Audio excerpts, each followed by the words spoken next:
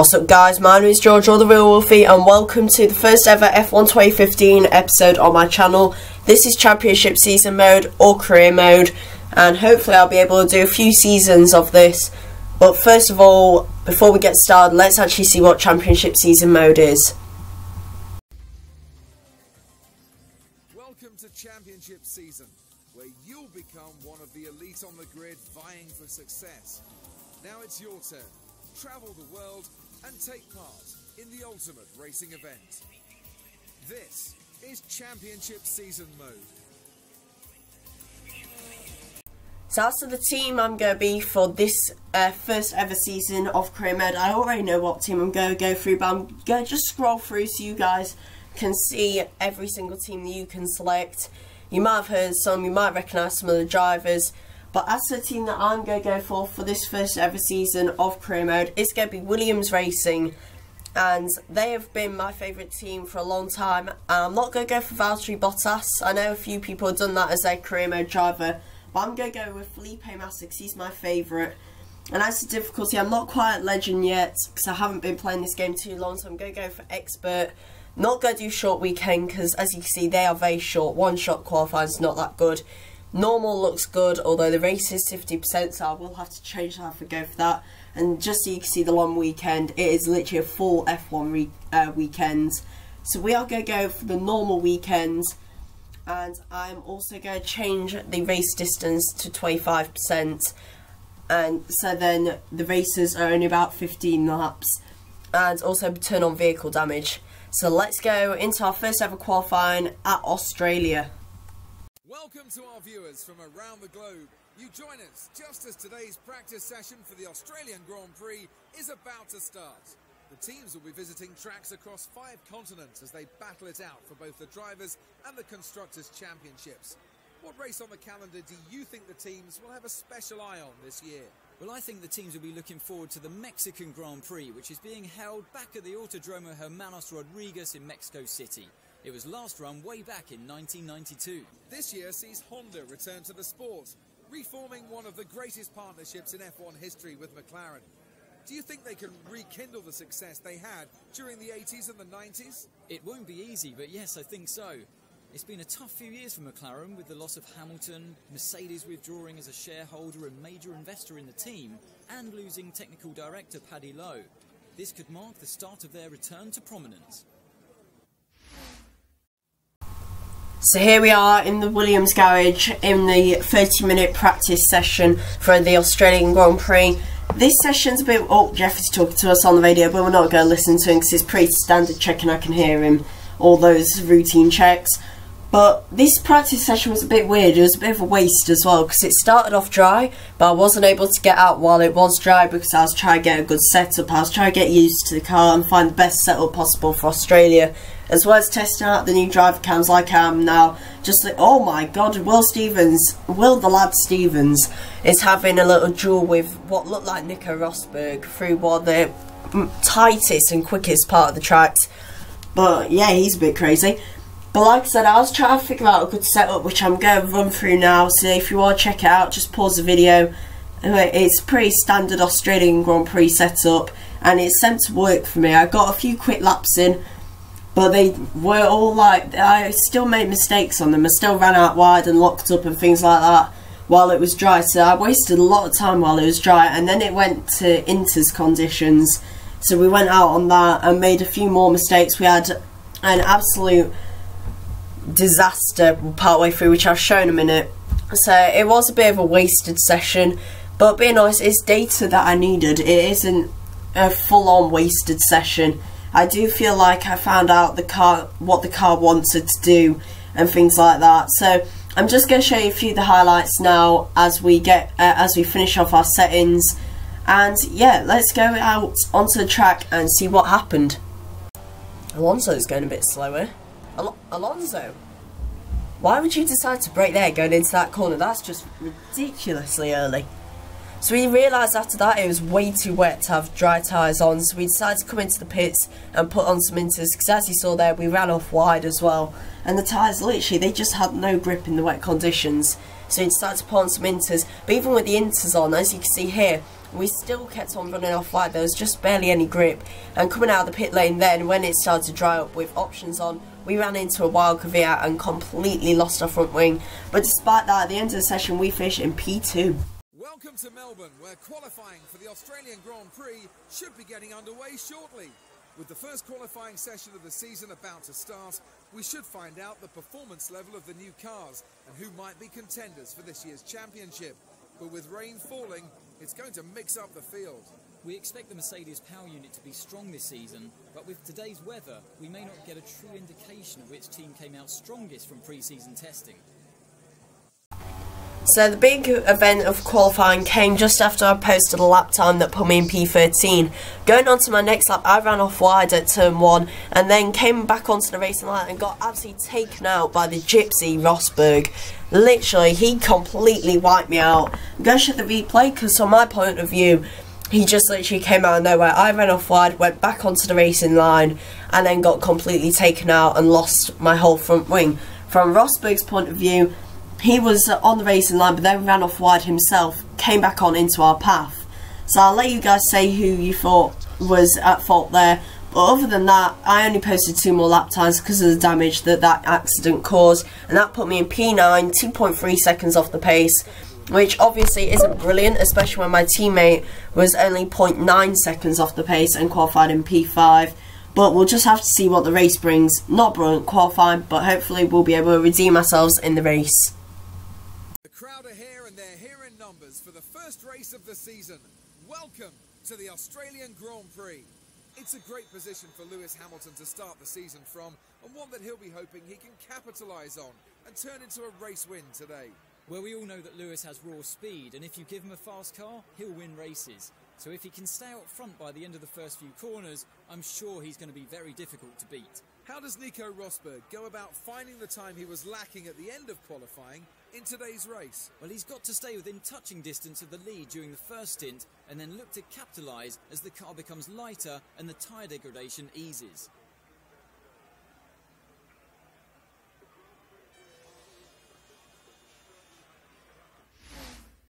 So here we are on the grid for the Australian Grand Prix, the first round of this first F1 career mode season. Our strategy is to start with the prime tyres and pit between lap 8 and 9 to go on to the options which should carry us to the end of the race.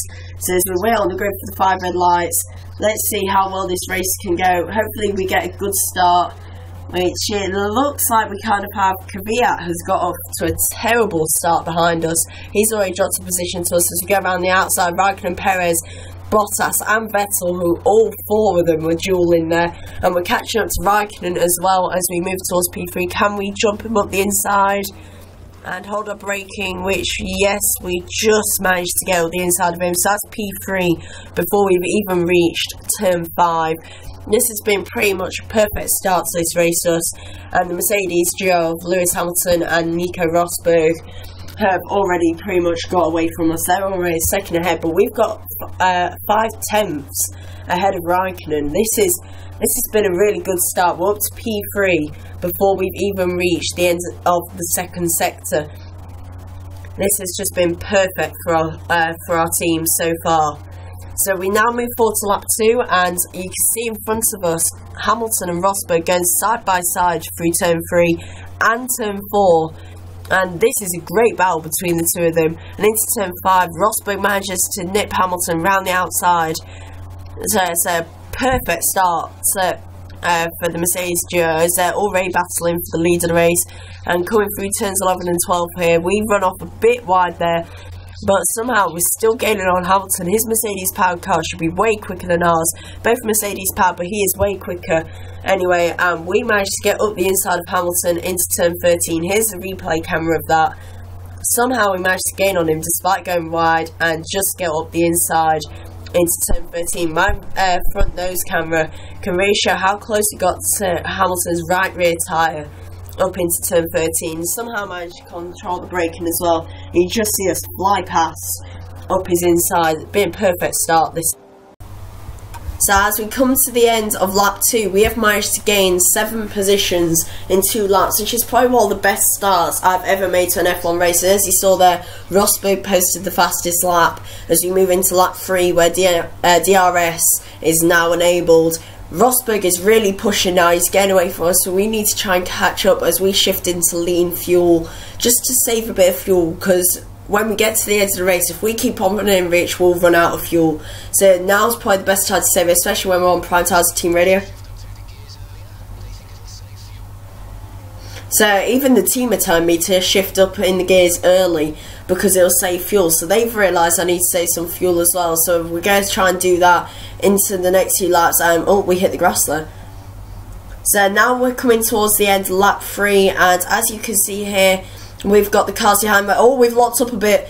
This could be Hamilton's chance. So by the looks of it, I can see in my right mirror that look like there are 2 red dots, which must be the Ferraris. So they are coming, and here comes Hamilton with DRS. There goes Hamilton. See you later. We probably won't see him for the rest of it. Oh, hang on a minute. He's braked really early there. He broke into that corner really early. We managed to outbrake him and get him around the outside. Let's look at that on the replay cameras here. Hamilton just goes zooming past us, and we managed to just hold him round the outside as he brakes too early and keeps on the inside line, and we managed to get past him. Look at this, he went right up behind us, only just avoided making contact with our right rear tyre, and we just hold him round the outside through that corner. So somehow we managed to keep Hamilton behind, and I'm beginning to feel like the rest of this stint on prime tyres is going to be more about keeping the front runners of Hamilton and the 2 Ferraris behind me. I think that's going to be more the tactic during this bit, try to defend second place, because keep holding them up will really help me when I come to pit. And as you can see, as we jump to lap 4, Jeff is talking to us again, stating more the obvious. So, saying a quarter of our fuel has gone and 3/4 remaining. You can obviously tell he is very good at maths. And team radio. Oh, now that really doesn't help us in the Constructors' Championship. As you heard there, Valtteri, aka Bottas, my teammate, has retired as Hamilton comes on the attack yet again. He's going, and we've done the exact same move again on him, guys. We have managed to keep him behind by going round the outside at turn 1. That is one of my favourite moves at the moment. We keep on pulling it off time after time against Hamilton. Somehow we're able to do that, and somehow he stays behind. So now we cut to the end of lap 5, and Hamilton goes to a little dive bomb up the inside into turn 15 as we run out a little bit wide, but then he just stops, and we managed to defend our position there. And now we move ahead to lap 7, so we cut ahead a few laps. Jeff's turned us to pit in, even though our strategy says lap 8 to 9. So we're going to completely ignore him there, and he's still talking to me. I mean, Jeff, I'm trying to do a video here, alright? So we now come in to the last sector, and we have cars chasing after. Jeff! Stop talking to me, Jeff! For God's sake. Anyway, so we come into the final 2 corners, and now as the leaders pit in, Raikkonen stays out and he comes on the attack with DRS. Here he comes to the right of us. He is going for it here. Into the first corner though, he brakes really early. We managed to get around the outside, and we've done the same move on Raikkonen as he did twice on Hamilton. This is absolutely insane. The AI just brakes so early into the first corner. And now as we cut to the end of lap 8, we are coming in for our scheduled pit stop right now. We're going to change over to option tyres, and as you can see, the Mercedes crew are preparing for a pit stop, which is a bit weird. Raikkonen tried for a dive up the inside as he came into turn 15 there, but he didn't manage to make it. So we come into the pits ahead of Raikkonen. Come on, Williams pit crew, let's just get a good stop here. Good quick stop. That's a good stop there. That's 2.3 seconds. That's a perfect stop. Raikkonen comes out just behind us, so we managed to keep track position over him. And we also managed to stay in P2 as we leave the pit lane, which is quite good. So Jeff is just talking to us again. He is getting really on my nerves at the moment because he just doesn't stop talking. But we managed to pit in and come back out, still in P2. Now we have the option tyres, so this is the part of the race where I'm just going to try and push so hard to catch up to Rosberg as we straight away run onto the grass a bit there into turn 3. And now turn 4 we run off a bit wide as well. We're halfway through our fuel load, which is good because we're just over halfway through the race, so we're doing quite well, but I'm still going to shift it down to lean there as we lose the back end coming into turn 6 and 7. These cold tyres, they're really hard to control, especially around a place like Australia with so many corners. So now we cut ahead to lap 10, and I'm trying to get away from the group that's forming behind me. It's a little train with Hamilton leading the group and about 3 or 4 other drivers as I run wide at turn 4. And I'm just trying to get away from this group because I don't want to be put under pressure while I may make mistakes. I really want to get away from Hamilton as I run wide again at turn 6. I just want to get away from Hamilton because he might be my main title rival in the last round's team radio.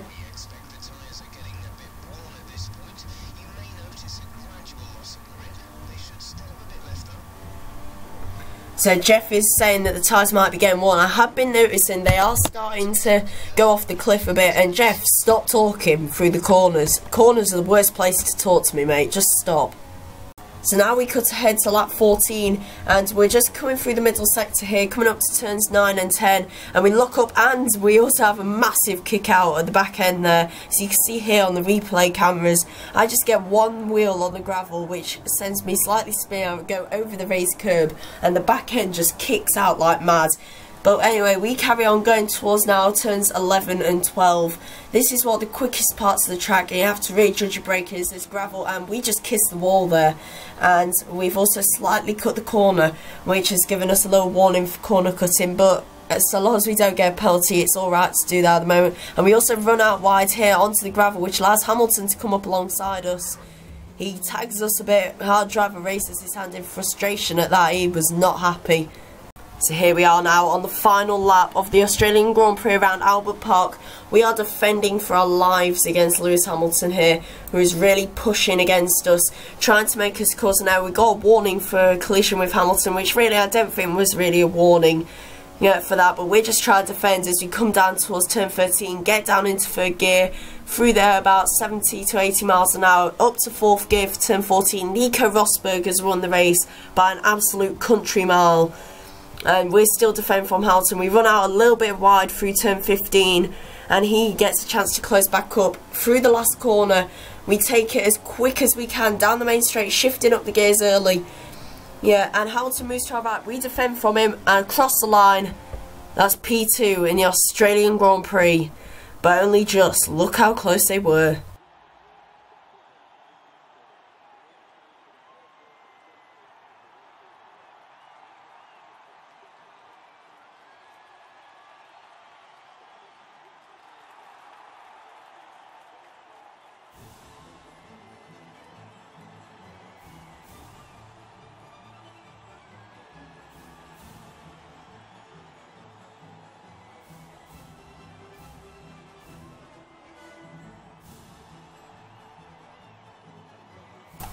So that's P2, guys. So on P9 on the grid. Really good race up. Us up 7 positions. Nico Rosberg took the win, and Lewis Hamilton getting 3rd place by only 0.016 of a second from us. Really close race. The top 5 only separated by 22 seconds, but from 2nd to 5th it was 1 second. If you enjoyed this, like and subscribe, guys. I'll leave you with the highlights of this race. I'll see you in the next F1 episode in Malaysia. Goodbye.